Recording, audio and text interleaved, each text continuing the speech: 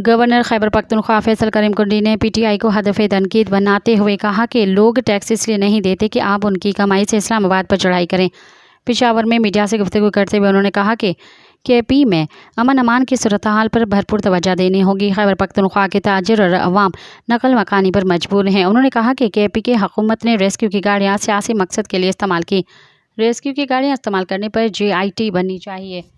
फैसल करीम कुंडी ने कहा कि पारा चन्नार, DI खान और बन्नू समेत मुख्तलिफ इलाकों में सिक्योरिटी एहलकार कुर्बानियाँ दे रहे हैं। वाज़ेह रहे कि गवर्नर खैबर पख्तूनख्वा फैसल करीम कुंडी इससे कबल भी खैबर पख्तूनख्वा हुकूमत पर तनकीद कर चुके हैं। मज़ीद ख़बरनि ऐं तफ़सीलात लाइ विज़िट कयो असांजी वेबसाइट www.awamiNewsHD.com ऐं ॾिसंदा रहो अवामी न्यूज़ HD।